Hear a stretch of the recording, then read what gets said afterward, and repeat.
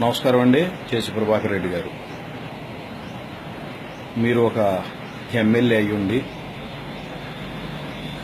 ఒక వీధి రౌడీలాగా ప్రవర్తించారు. మా అధినాయకుడు, ప్రతిపక్ష నాయకుడు జగన్మోహన్ రెడ్డి గారిని మీకు ఇష్టం వచ్చినట్టుగా తిట్టారు. ఒకటే గుర్తుపెట్టుకోండి, మీరు తాడిపత్రిలో పెద్ద తోపు అని మీరు అనుకుంటున్నారు. మీరు తాడిపత్రిలో పెద్ద తోపేం కాదండి.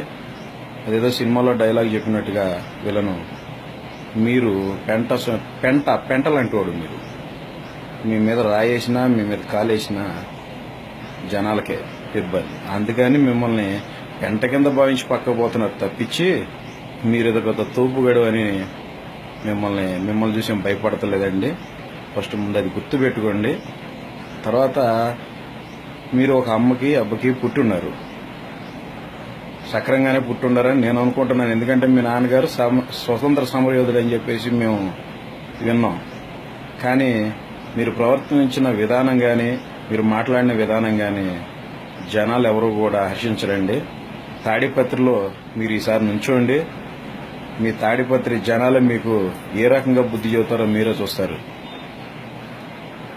ఇష్టం వచ్చినట్టుగా విజయమ్మ గారిని నీ అమ్మ, నీ అక్క, నీ ఆలి, నీకు లేరా అమ్మ, అక్క, ఆలి ఎవరు లేరా మీకు?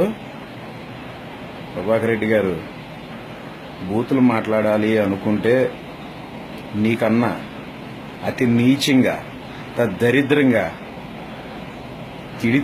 మేము తిడితే నీ చెవుల్లో నుంచి రసం గారిద్ది, గుండు పగిలిద్ది, ఎనలేక తట్టుకోలేక నువ్వు ఆత్మహత్య చేసుకుంటావు.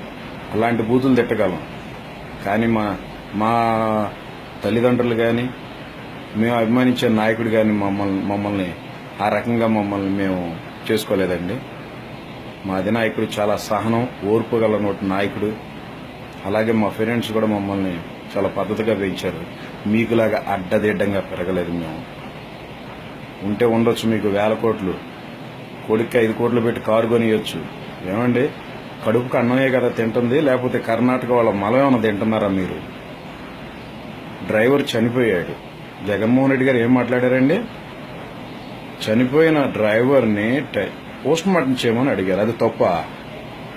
నువ్వెందుకు అలా ఉలుకుపడతావు? నువ్వు నీతిమంతుడివేగా, బుద్ధిమంతుడివేగా, నీకెందుకు అంత ఇది? పోస్ట్ మార్టం రిపోర్ట్లో తెలిసింది డ్రైవర్ తాగి డ్రైవింగ్ చేశాడా లేకపోతే నిద్రొచ్చి యాక్సిడెంట్ జరిగిందా అనేది నిజ నిర్ధారణ మెల్లిగా తెలుస్తుంది. ఓ ప్రతిపక్ష హోదాలో ఉండి జగన్మోహన్ రెడ్డి గారు అది అడిగితే నీకు అంత ఉలికెందుకు? నీకు నోటికి ఇష్టం వచ్చినట్టుగా మాట్లాడుతూ ఉన్నావు. ప్రభాకర్ రెడ్డి గారు, గుర్తు పెట్టుకోండి. అసలుకి మీ గురించి మీరు ఏమనుకుంటున్నారు? పిల్లలు చాలండి, మీరేదో అనుకుంటున్నారు కదా. నీ ఇంటికి వస్తా, నీకు అంత సినిమా లేదు, నువ్వు ఎక్కడికైనా నడవలేవు. సరిగ్గా నువ్వు 10 అడుగులు వేయగలుగుతావా? నీ కాలు సరిగ్గా ఉందా? పిల్లలు ఎమ్మడబడి కొడితే పరిగెయడానికి నీకు ఓపిక లేదు, పరిగెయడానికి నీ కాళ్ళు సరిగ్గా రావు, సహకరించవు. నువ్వు కూడా జగనన్న గారి గురించి మాట్లాడేవాడు అయ్యావు. ఏదో మెలకుండా ఉండారు కదా అని ఇష్టం వచ్చినట్టుగా మాట్లాడమాట. అసలు నాకు ఇంకోటి అర్థమవుతుంది. మీరు ఏమన్నా పదవులు ఏమన్నా ఆశించి ఉంటే గనక మీ అన్నగారు మొన్న వెళ్ళారు, లోకేష్ వాళ్ళ బాబుది పుత్తి నాకు వచ్చాడు, మీరు కూడా వెళ్ళి ఆ పనులు చేయండి. అంతేగాని ప్రతిపక్ష నాయకుడిని గనక మీకు ఎలాగో ఇమేజ్ లేదు, ప్రతిపక్ష నాయకుడిని ఏదన్నా గనక విమర్శిస్తే మీకేదో పదవులు వస్తాయనో లేకపోతే సోషల్ మీడియాలో పెద్ద మీరు హీరో అవుతారని మీరు అనుకుంటున్నారేమో. హీరో కాదు, జీరో కూడా కాలేరు మీరు. ప్రభాకర్ రెడ్డి గారు, మీరు ఒకటి గుర్తుపెట్టుకోండి. ఇంకొక తడవ గనక జగన్మోహన్ రెడ్డి గారిని కానీ ఎవరినైనా సరే మీకు ఇష్టం వచ్చినట్టుగా మాట్లాడితే మేం కదండి, మీ తాడిపత్రి ప్రజలే ఊరుకునే పరిస్థితుల్లో లేరు. మీకు రోజులు దగ్గర పడినాయి. మీకు అర్థం కాని విషయం ఏంటో తెలిసినా, మిమ్మల్ని త్వరలో లేపేస్తున్నాడు చంద్రబాబు. మీకు అర్థం కావట్లా. చంద్రబాబు కాదు, పరిటాల రవి వాళ్ళ కుమారుడు మిమ్మల్ని వేయడానికి సిద్ధంగా ఉన్నాడు. దాన్ని రేపొద్దున తీసుకొచ్చి జగన్మోహన్ రెడ్డి గారికి అంటిద్దామని చంద్రబాబు కుతూహలాడుతున్నాడు.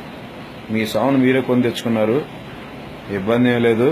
ఇప్పుడు కన్నా కళ్ళు తెరవండి. కళ్ళు తెరిచి బేషరతుగా జగన్మోహన్ రెడ్డి గారి కాళ్లు పట్టుకొని క్షమాపణ చెప్పండి. అప్పుడే అభిమానులందరూ కూడా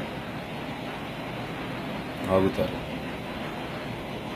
తట్టుకోలేరండి. సైలెంట్గా ఉంటున్నారు కదా అని చెప్పేసి మీరు ఏదో చేయని మాకండి. నీకన్నా బూతులు ఎక్కువ తిట్టగలుగుతాం. పద్ధతిగా ఉండండి.